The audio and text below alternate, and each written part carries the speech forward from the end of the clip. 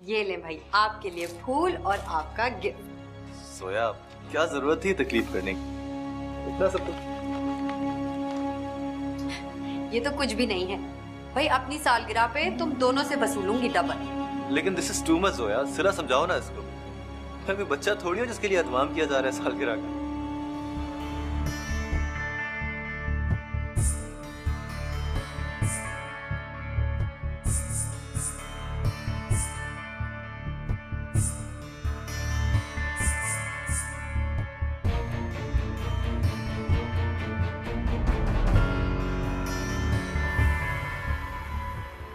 उस बेचारी के खुलूस को रिसवा करके रख दिया तुमने। ये तो शर्म आती है तुम्हारी सोच के ऊपर, तुम्हारी बातों के ऊपर।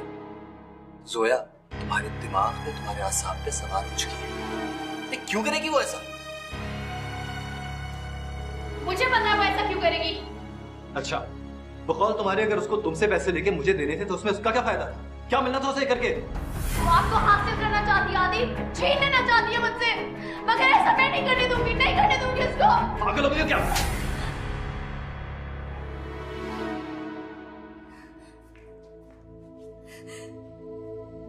हेलो हेलो हेलो, फोन किया तो बोलो ना भाई, कौन है? जोया। हेलो। ओ, एक तो इस बच्चे ने मुसीबत कर रखी है। हेलो, कौन क्यों रो रहा है? हेलो।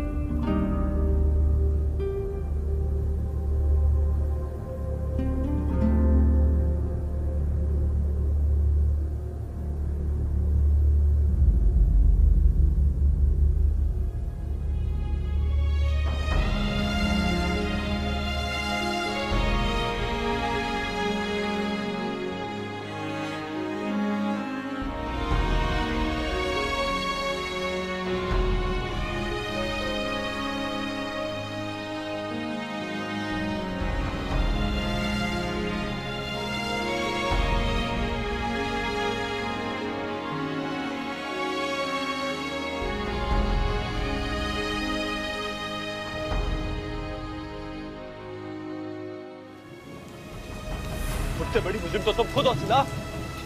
तुम्हारी नौकरी के शौक ने जान लिए मेरे अफान की। तुम्हें शौक था मेरे बीमार बच्चे को छोड़ के उस कमीने अमर के पास जाने का। तुमने ना मेरी फिक्र की ना उसकी।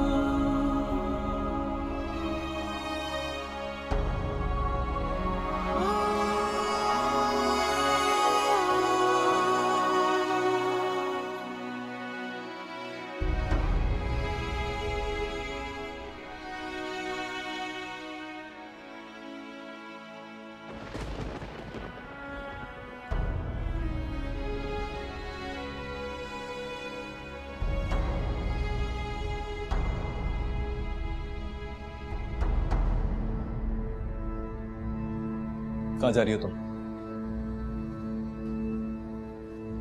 मैं तुमसे पूछ रहा हूं सिला, कहां जा रही हो तुम? मैं यहाँ से जा रही हूँ। क्या बेवकूफी की बातें कर रही हो सिला? क्या पागल बनेगी? और ये क्या? हाथ मत लगाना, इसमें मेरे बच्चे की चीज है, छूना भी मत इसे। मेरी बात सुन, अफान मेरा भी बच्चा था। तुम इस तरह क्यों रिएक्ट कर रही हो जैसे उसका सारा गम सारा दुख सिर्फ तुम्हें? मुझे कोई एहसास नहीं है, कोई तकलीफ नहीं है। कातिल हो तुम, और कातिलों को कोई तकलीफ नहीं होती है। मार डाला ना मेरे बच्चे को, जरा भी रहम नहीं आया तुम्हें उस पर। वो रोता रहा, मगर तुमने उसकी खबर भी नहीं ली। मेरे बीमार बच्चे को अकेला छोड़कर चले गए। मैं उसकी रिपोर्टें लेने गया था। ये बात तुम्हें आखिर कितनी बार बताऊं? मैं ट्रैफिक में फंस गया था, इसलिए देर हो गई। देखो अफान इतना बीमार नहीं था कि उसे ऐसा सिला अल्लाह के कामों में इंसान का अमल दखल नहीं होता। ये बात आखिर तुम्हें मैं अपने जुर्म को अल्लाह का नाम लेके पर्दा मत डालो अदील। तुम्हारी बेइज्जती की नजर हो गया मेरा अफान, और तुम उसे छोड़ के जोया के साथ अय्याशियों में मगन थे। ये बात ना ही मैं कभी भूलूंगी, ना ही मैं तुम्हें माफ करूंगी, जिंदगी भर भी नहीं। मेरे बच्चे का इंसाफ रोजे महशर ही होगा। उस दिन से पहले मैं तुम्हारी शक्ल भी नहीं देखना चाहती थी। सही कहते थे बाबा, तुम जैसा इंसान किसी का हो ही नहीं सकता। करो याशिया। सबसे बड़ी मुजरिम तो तुम खुद हो सिला। तुम्हारी नौकरी के शौक ने जान ली है मेरे अफान की। तुम्हें शौक था मेरे बीमार बच्चे को छोड़ के उस कमीने अमर के पास जाने का। तुमने ना मेरी फिक्र की ना उसकी। तुमने मारा मेरे अफान को। तुम कौन होती है मुझे ना माफ करने वाली? मैं तुम्हें माफ नहीं करूंगा सारी जिंदगी। जाओ, दफा हो जाओ, जहां जाके मरना है मरो। खबरदार उस घर में तुमने दोबारा कदम रखा। जाओ।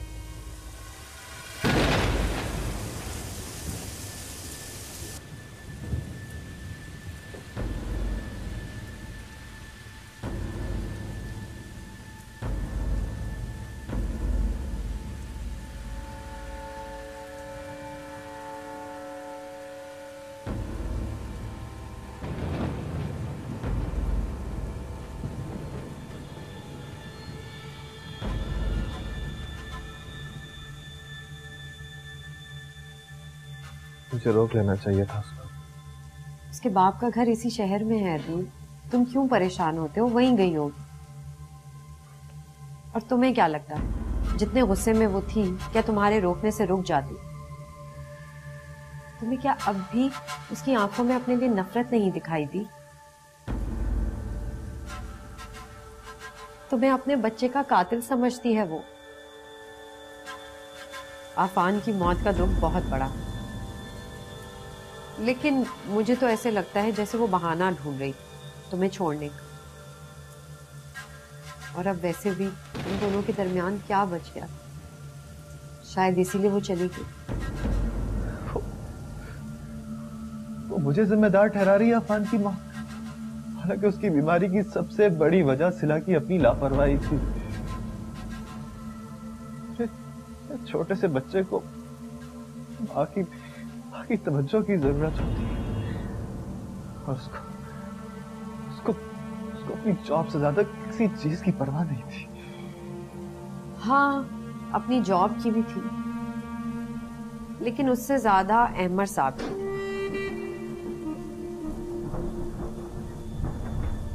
वो तुमसे प्यार जरूर करती थी अदील, लेकिन सिर्फ उस वक्त तक जब तक अहमद उसकी जिंदगी में नहीं आया। और मुझे तो लगता है कि वो बस थक चुकी थी इस जिंदगी से, इस रूखी फीकी जिंदगी से, इसीलिए शायद चली गई। खुद को संभालो अदील, सिला अब जा चुकी है हमेशा के लिए, और तुम्हारे आगे तुम्हारी सारी जिंदगी पड़ी। अपनी जिंदगी को उसके जाने के गम में बर्बाद मत करना।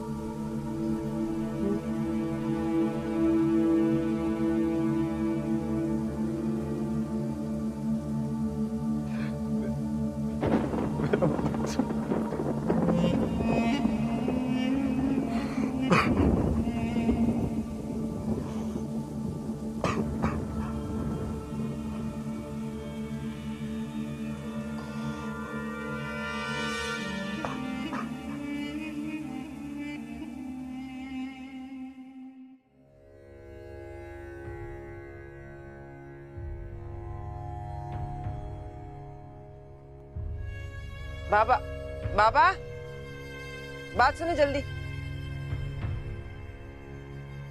जी बेगम साहबा। अदील तो नहीं आया? नहीं, अभी नहीं आया।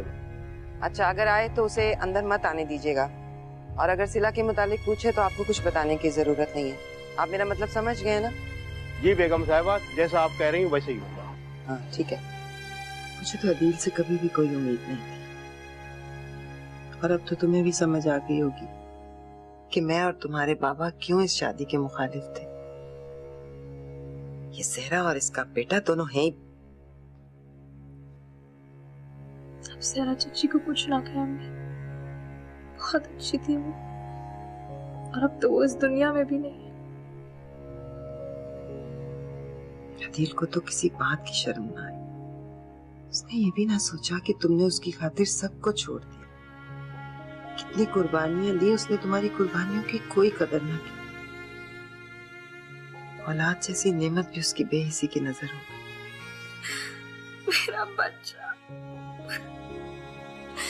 मेरा बच्चा। बस मेरी जान, सब्र कर। तुम्हारे रोने से वो वापस नहीं आ जाएगा। बस इतनी ही जिंदगी दिखवा कर लाया था। अगर अदील उस दिन उसको अकेले ना छोड़ के जाते तो शायद वो बच जाता। इतना तेज बुखार था उसे, किसी ने उसको दवा नहीं दी।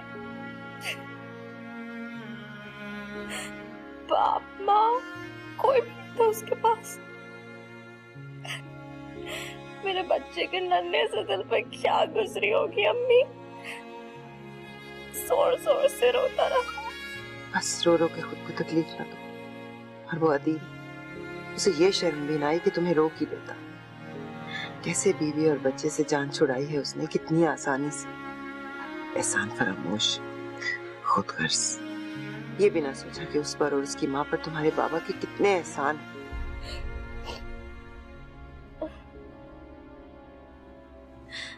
बाबा के बारे में मुझे कुछ पता है? क्या करते थे वो अपने आखिरी दिनों में? क्या वो मुझसे नाराज थे?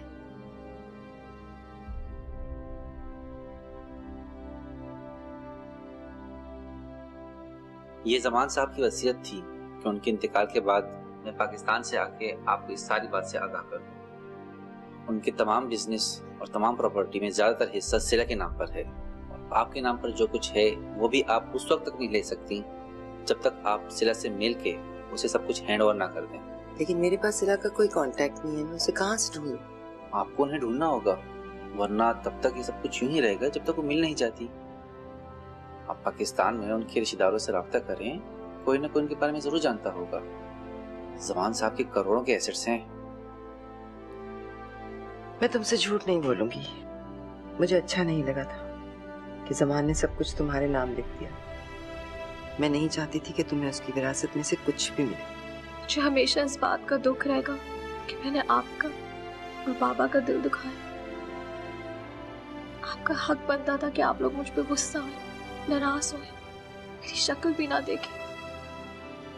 अगर तुम हंसी खुशी मुनीब से शादी करने पर राजी हो जाती तो शायद ये सब कुछ ना होता। मैं मुनीब से शादी नहीं कर सकती थी अम्मी। अच्छा चलो, जो होना था वो तो हो गया।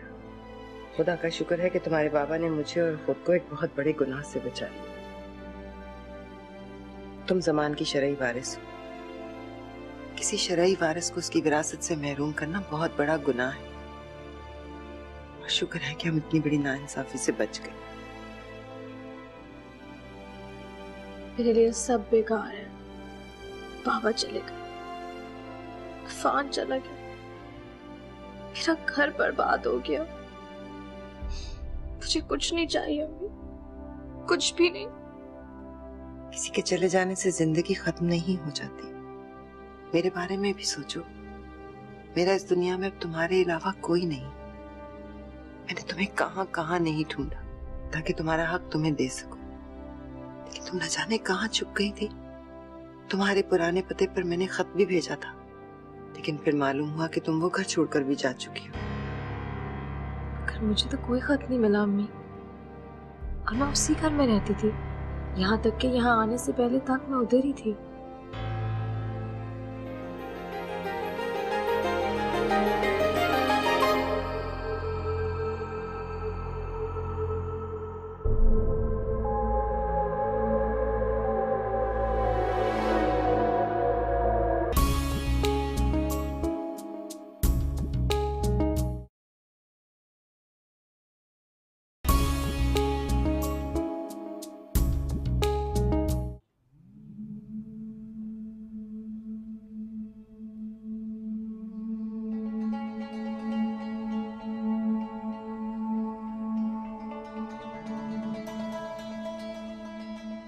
सिला के घर जा रही हो?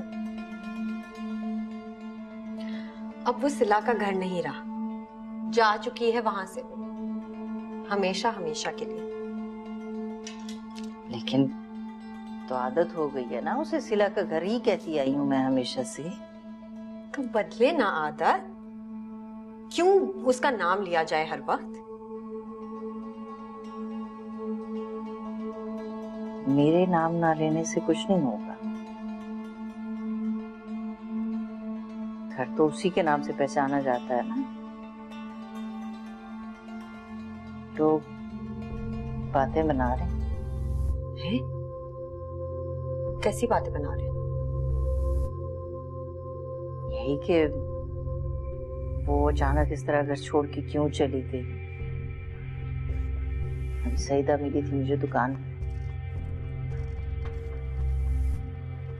मुझे देखते ही सिला का जिक्र छेड़ दिया उसने। तो बोल देती हैं आप उसको, मुझे क्या पता। मियाँ बीवी का आपस का मामला है, जाके उन्हीं से पूछ ले खुद ही। लोग बेवकूफ नहीं, ये तो बड़ा शहर है।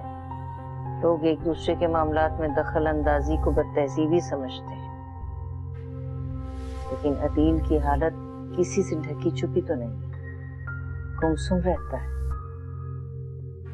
अभी मेरे पास से गुजर के चला गया, मुझे सलाम तक करने का होश नहीं है उससे। हाय, अदील आपसे मिला था, उसे रोकना चाहिए था ना, मुझे काम था उससे। मुझे उससे कोई बात नहीं करनी है। अब मेरी मानो तो तुम भी वहां आना जाना छोड़ दो।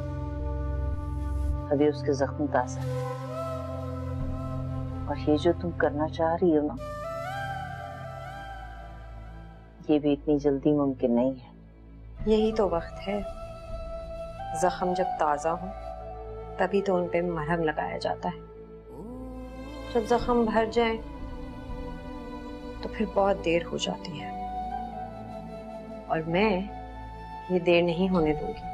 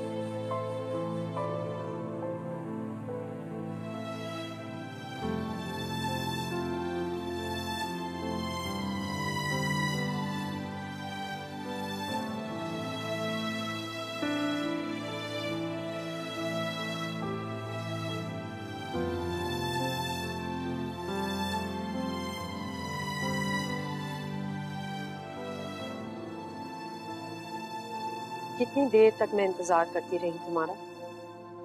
तुमने अपना फोन भी ऑफ कर दिया था। कितनी परेशानी हुई मुझे, किसी और की परेशानी का कोई ख्याल नहीं है ना तुम्हें। तुमसे कुछ कह रही हूँ मैं। क्यों होती हो परेशान? वैसे भी अब तो सारी परेशानी की बातें खत्म हो गई हैं ना। और आज फिर तुम दफ्तर नहीं गए। और कितनी छुट्टियां करोगे अदील? नई जगह है, रोज रोज कौन बर्दाश्त करेगा? तो क्या होगा, निकाल देंगे ना, तो निकाल दे। पहले भी तो कितनी बार निकाला जा चुका है मुझे, एक बार और। ये क्या पागलपन है अदील? अपने आप से किस चीज का बदला ले रहे हो? इतनी अच्छी जॉब मिली है, कदर करो उसकी। तुम क्यों आई हो यहाँ पे?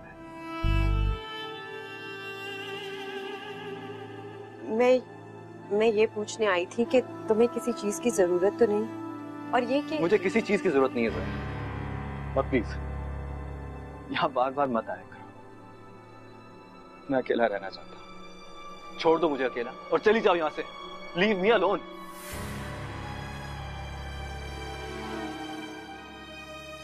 जितना गुस्सा तुम्हें निकालना है निकाल दो मुझ पे। जितनी करवाहट, जितनी घुटन है ना, सब बाहर निकाल फेंको। लेकिन सिला ने जो तुम्हारे अंदर जहर उतारा है ना, सबसे पहले उसे बाहर फेंको। रहम करो खुद पर अदील, आजाद करो खुद को उसके आसेब से।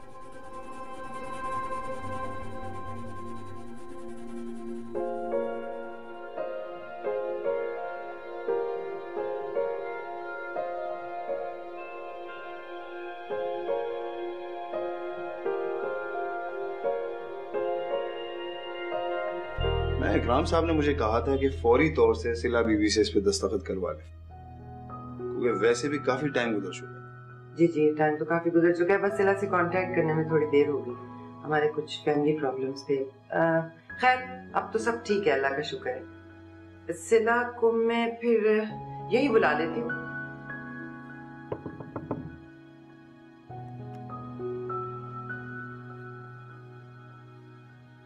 सिला, तबीयत ठीक है तुम्हारी?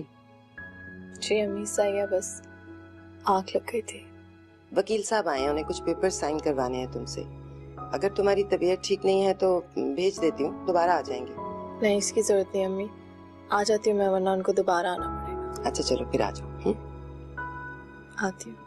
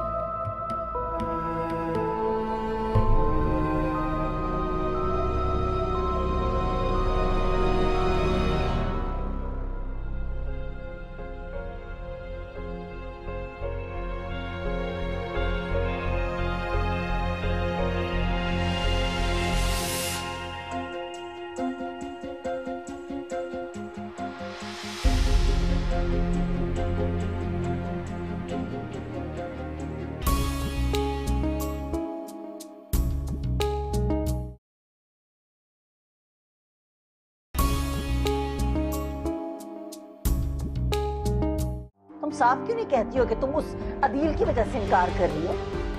उसी का इंतजार है ना तुम्हें? हाँ है, उसी का इंतजार है मुझे। उसके अलावा मुझे और किसी से शादी नहीं करनी। अकेले तो तुम भी हो बेटा। मैं कहाँ अकेला होता हूँ बाबा, इतने लोग होते हैं मेरे इर्द गिर्द, कभी कभी तो मैं अपना आप भी भूल जाता हूँ। अच्छा, बाकी खाने पीने का नहीं, किसी चीज का होश ही नहीं है तुम्हें। पता नहीं क्या होता जा रहा है तुम्हें। उससे शादी करोगी जोया? बड़ी परेशान हूँ, उसको मैं ये खबर कैसे सुनाऊंगी। बहुत शदीद डिप्रेशन का शिकार है।